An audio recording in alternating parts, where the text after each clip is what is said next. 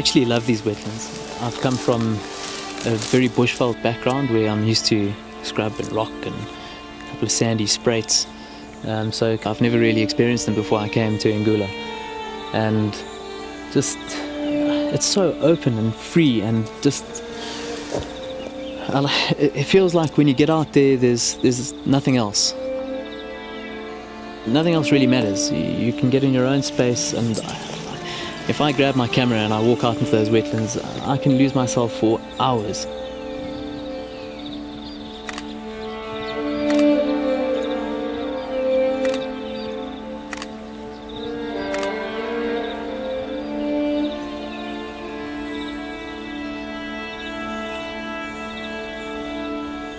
I think it talks to the core of what almost anybody wants.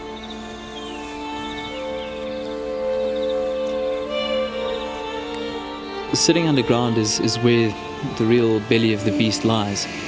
So that's where all the turbines lie, the transformers, the energy, the electricity gets generated beneath the surface.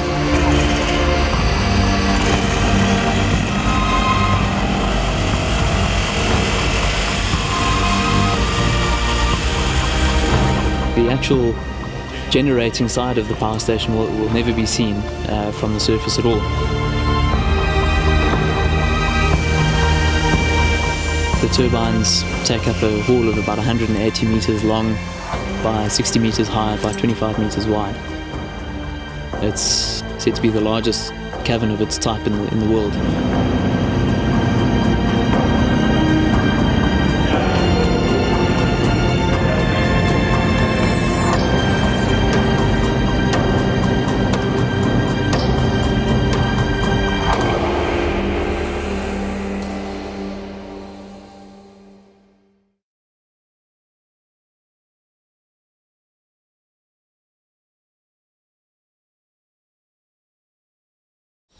I grew up in Limpopo, and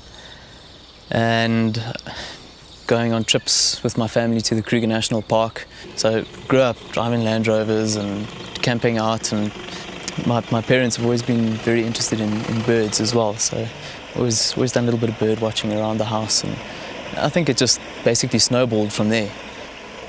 So I went to varsity after that and finished an ecological degree, so I'm a qualified ecologist by trade, and I just went out looking for any kind of environmental work that was out there because I needed to get work. Very fortunately at the time, NCC was looking for an environmental officer.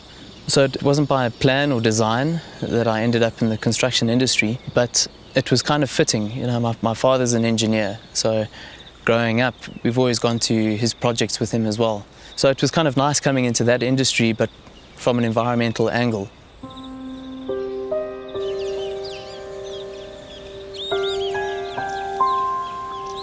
The initial project scoping was done in the 80s. Ingula was then earmarked as the #1 site to go ahead in terms of project feasibility, in terms of the difference in altitude and the water resource availability and so on.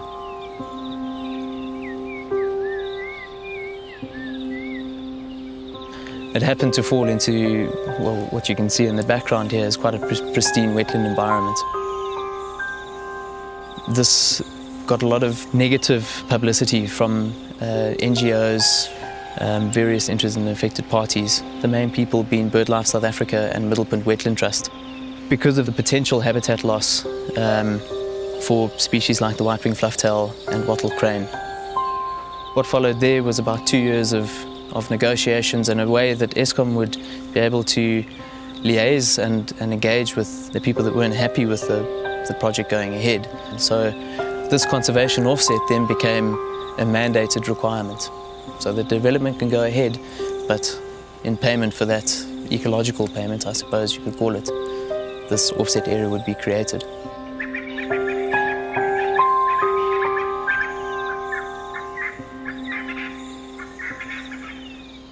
Before I worked on an Eskom project, I had I think the general public opinion that was Eskom is load shedding its cost, its power lines and bird collisions, and not very environmentally conscious. That was my own perception initially.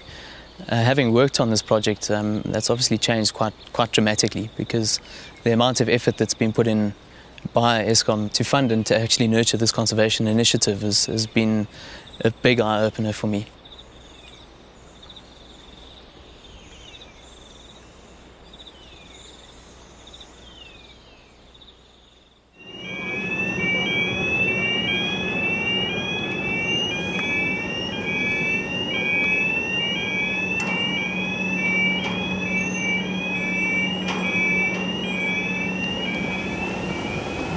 The structure at Ingula is you have an environmental manager, which is Anvil, and he has a team of environmental officers.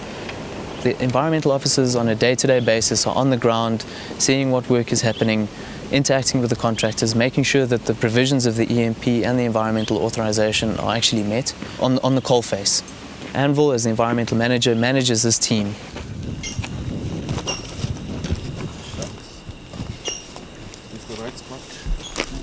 Here we go, Anvil. As sure-footed as a mountain goat.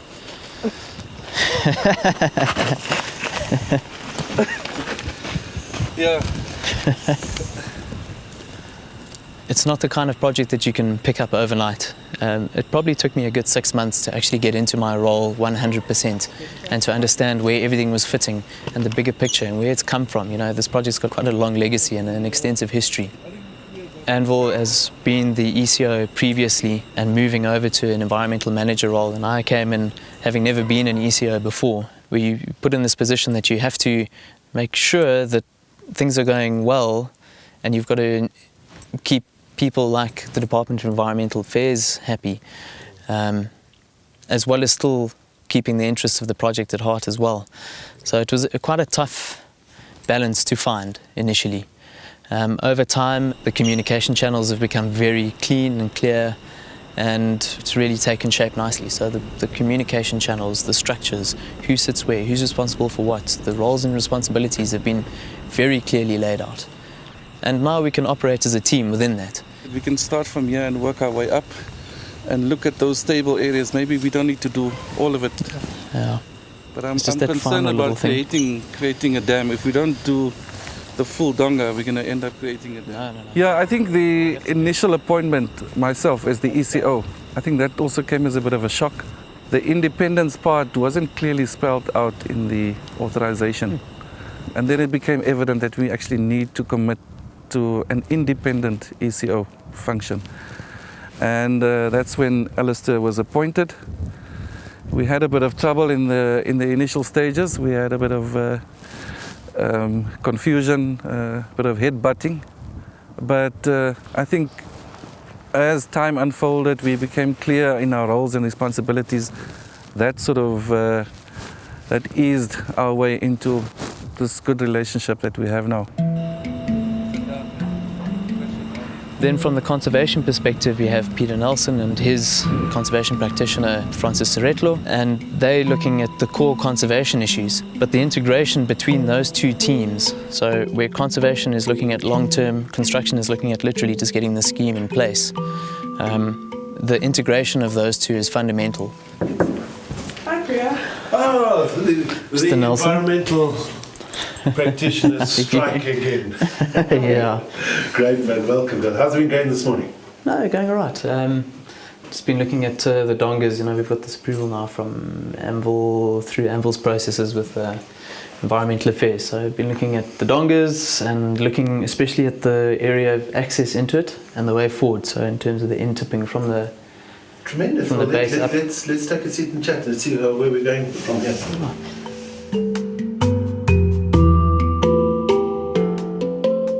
Being a conservation manager on a site like this is very interesting because you've got two major challenges.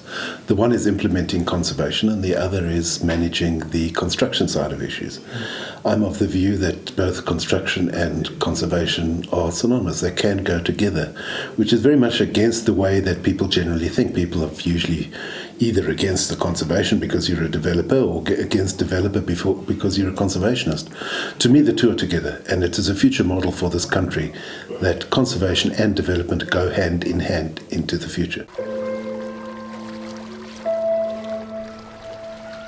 it requires a different outlook from both parties. We need the conservationists to understand that development is necessary as we move forward, and we need the developers or the construction guys to actually realize that the conservation issues are important. So if we can get sustainable development and sustainable processes occurring into the future, there's a great future for both conservation and development in Southern Africa.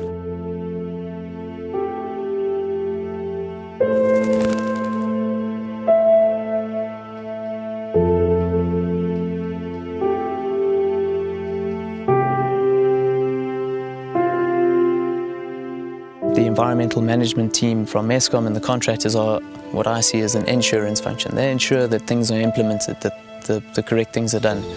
I come in as an assurance function to give preemptive advice if necessary, so that there aren't any hurdles that need to be jumped over, and also to provide an assurance to one, the client who holds the authorization to this project, as well as to the National Department of Environmental Affairs and Water Affairs. So basically a safety pin, if I can put it that way.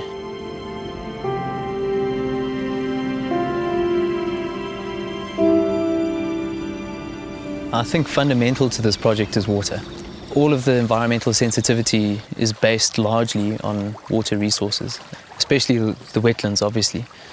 So with the building of dams in watercourses, water quality and quantity becomes fundamental.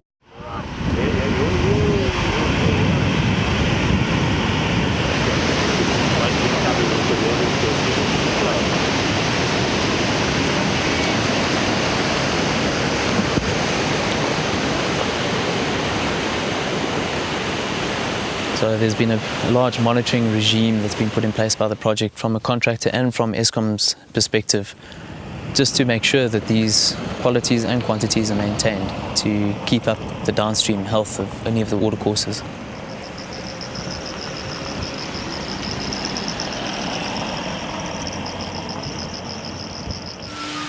Okay, so these are the gates letting the water through from the diversion canal on the upstream side of the dam wall, and we're just checking to see that this obviously meets the in-stream flow requirements, the IFR. So the wetland downstream is actually receiving enough water as determined by the baseline studies that were done before the project began. So this is part of our water use license and our EMP. So we just make sure with the dam operators that enough water is actually going through to keep that wetland fed and healthy.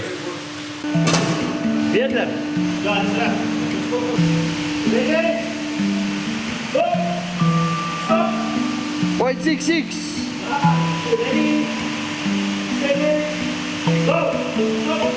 Point 80. 6.85. So you have to measure the depth of the one with its time to the other one with its time and then average it out. Okay. So 10.92. So you've got about 11 and 11. So that's meeting your IFR. That's perfect. As long as you guys are happy, it makes us champions. If there's water going through Wynand, we're happy. Then we're happy. Dankie Wynand. Yeah, we'll see you down at the bottom again.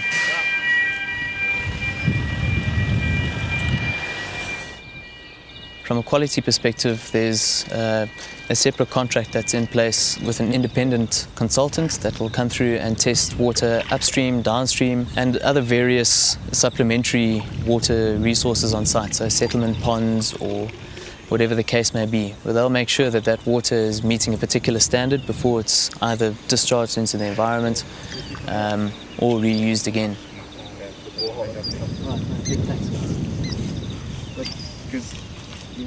That water monitoring will continue from now at a construction stage through to operations as well. So even when the scheme becomes operational, we'll still need to make sure that there's no impact on the downstream water systems and wetland systems.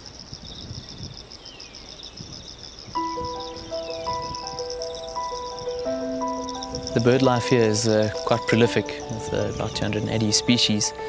So in order to ensure that the bird life still flourishes within this area and with the project, I think the key in that is maintaining habitat. One of the conditions of the authorization was to protect the bald ibis nests and actually to create artificial nests. So in order to mitigate the fact that the original bald ibis nesting area was actually going to be inundated by the dam, artificial nesting sites were created by the project.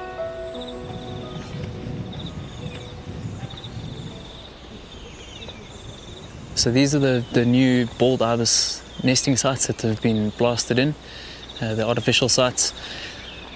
Where we're standing now is below the minimum operating level. So into the future, when the scheme goes operational, there'll always be water beneath these nests. So hopefully that will give the bald ibises the sense of security and the confidence to actually utilize these nests.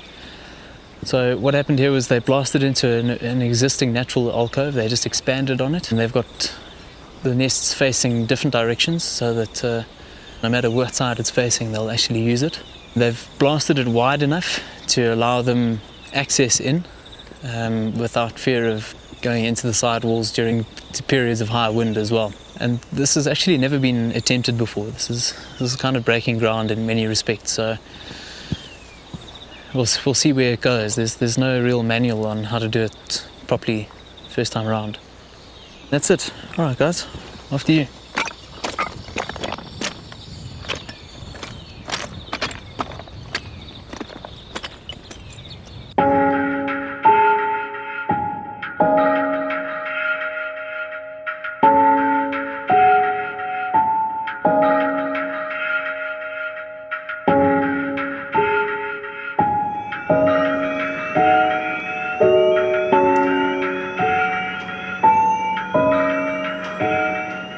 The dam's got quite a large footprint, and obviously the contractors' camps and laydown areas have a fairly large footprint as well. The interesting part of this is that the only pieces that will remain are the high voltage yard, the administration building and the visitor centre, which is just beyond the high voltage yard. The rest of it will all get decommissioned totally and rehabilitated to a full grassland.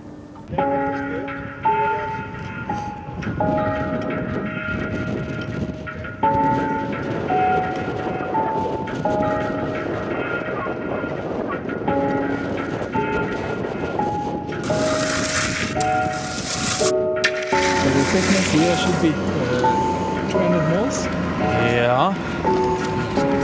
75 mils on these slopes. 100 on the flat slopes. But it looks alright, eh? And they're going to need to, if we keep that borehole as a permanent borehole, then they need to keep access to that as well. So basically that camp will go, and just where it turns off down to the water treatment works, then that'll stay. Yeah. So from there it'll get rehabbed. Construction is never a pretty thing. There's always going to be a mess, and there's always going to be an impact. I think what I've realized coming onto this project is that as an environmentalist, you can come through and not eliminate the impact and make sure that it never happens, but you can reduce it and you can minimize it as responsibly as possible. The water, the storm water that needs to be done. But the finding was the method statement Finalize itself. the operational method statement. I've seen that Done. as well. Let's close it. Yep. 23rd of the 10th, 2013, closed. The bigger benefit is beyond the construction area. Because of this development, the larger conservation initiative is where the real big environmental bonus is coming in. And I think that's where all the results will be seen.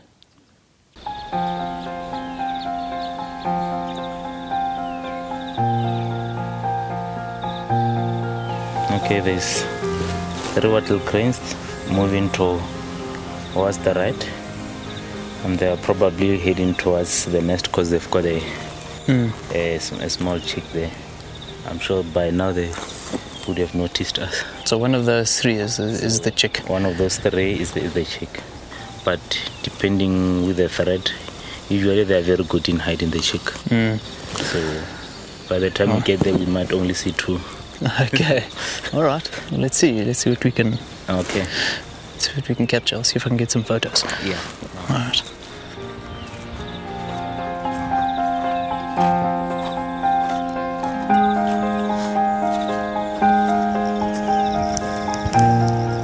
definitely view development in a very different light. I can see that development can go ahead now and still promote environmental consciousness. Working as an ECO is where I feel I've made the biggest impact. Development, we know, has to go ahead. No amount of environmental pressure is going to change that. The way I see the biggest impact on keeping the environment as safe and as secure as possible is at the coalface. And this is where it's happening.